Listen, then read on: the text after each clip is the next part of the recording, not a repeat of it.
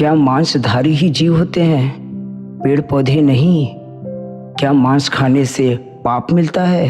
हमें मांस क्यों नहीं खाना चाहिए? प्रकृति ने हमें मांसाहार बनाया या शाकाहार? जीवन में वैल्यू किस चीज का होता है? इन सभी का उत्तर आज मैं इस वीडियो में आप सभी को दूंगा। अगर वीडियो पसंद आया तो लाइक, सब्सक्राइब और शेयर जरूर करिएगा। तो चलते हैं वीडियो की ओर। ऐसा कुछ नहीं, जीव उन सभी में होते हैं जो प्रकृति के नियम से परिवर्तन या प्रगति में होते हैं, लेकिन प्रकृति के अनुसार हर जीव का अपना एक नियम और अधिकार होता है।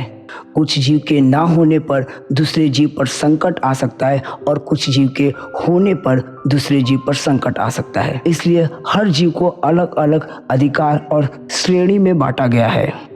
प्रथम श्रेणी वो जीव जो धरती के अंदर रहते हैं, कीड़े मकोड़े, पतंगे, मक्खी, चूहे इत्यादि। द्वितीय श्रेणी पेड़ पौधे वृक्ष, वो चाहे छोटे पेड़ हो, चाहे घास हो, चाहे कुछ भी, वो सब द्वितीय श्रेणी में आते हैं। तृतीय श्रेणी में पंक्षी आते हैं, हर प्रकार के पंक्षी। और चतुर्थ श्रेणी में जानवर, पशु जिन्हें 4 पैर होते हैं, उन्हें चतुर्थ श्रेणी में रखा गया है। और पंचम श्रेणी मनुष्य यानी हम सभी मानव को पंचम श्रेणी में रखा गया है। प्रत्येक जीव का श्रेणी उसके चेतना पर निर्भर करता है। चेतना यानी कॉन्शियस माइंड, इसमें 5 ज्ञानेंद्रियां, आँख, कान, नाक, जीभ और त्वचा, 5 कर्मेंद्रियां, हाथ, पैर, मुंह, गुदा और लिंग, और 4 अंतःकरण, मन, बुद्धि, चित्त और अहंकार। इसमें हमें गंध, रस, रूप, स्पर्श तथा शब्द की उपलब्धि होती है। ये सारे चेतन मन में आते हैं। चेतन यानी कॉन्शियस माइंड। चेतना तत्व पर निर्भर करता है। तत्व यानी एलिमेंट। मनुष्य में 5 एलिमेंट पाए जाते हैं, air, sky, earth, water and fire, यानी हवा, आकाश, पृथ्वी, पानी और आग।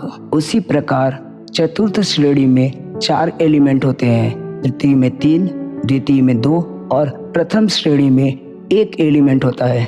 तो आप कहेंगे कि 1 एलिमेंट के जीव को हम खा सकते हैं? नहीं, क्योंकि 1 एलिमेंट के कुछ जीवों में मांस पाया जाता है, जैसे मछली में भी मांस पाया जाता है। और हमें मांस खाने का आदत नहीं होना चाहिए, क्योंकि अगर हम मांस खाएंगे तो दिन पे दिन हम अपने इच्छाओं को बढ़ाएंगे और फिर बड़े जीव को भी खाना शुरू कर देंगे। क्योंकि सनातन धर्म में और हमारे पूर्वजों ने यह कहा है कि जैसा खाए अन्न वैसा होगा आपका मन।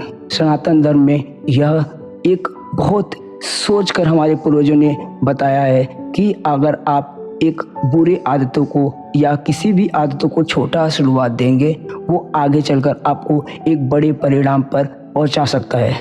वो आदत अच्छा भी हो सकता है और बुरा भी। इसलिए प्रथम श्रेणी के जीव को भी खाना सख्त मना है। ऋग्वेद के मंडल 10 सूक्त 27 मंत्र 6 में बताया गया है, नास्तिक, आक्रमणकारी, दूसरों का रक्त मांस पीने वाले जनों को परमात्मा देखता है, जानता है और उनका विरोध करने वाले आस्तिक जनों को भी जानता है। वह सर्वज्ञ परमात्मा दुष्टों पर प्रहार करता है।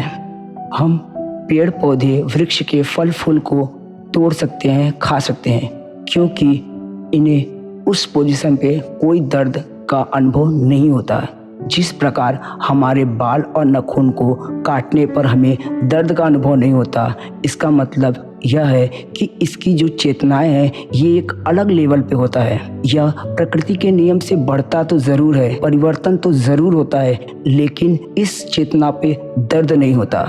उसी प्रकार हर एक जीव का अपना एक चेतना होता है और हमें उस लेवल के चेतने पर अपना उपयोग करना चाहिए। ऋग्वेद मंडल 1 सूक्त 162 मंत्र 12 में बताया गया है, जो लोग अन्न और जल को शुद्धता से पकाकर उसका भोजन करना जानते हैं और मांस को छोड़कर भोजन करते हैं, वे उद्यमी होते हैं, यानी पवित्र आत्मा होते हैं।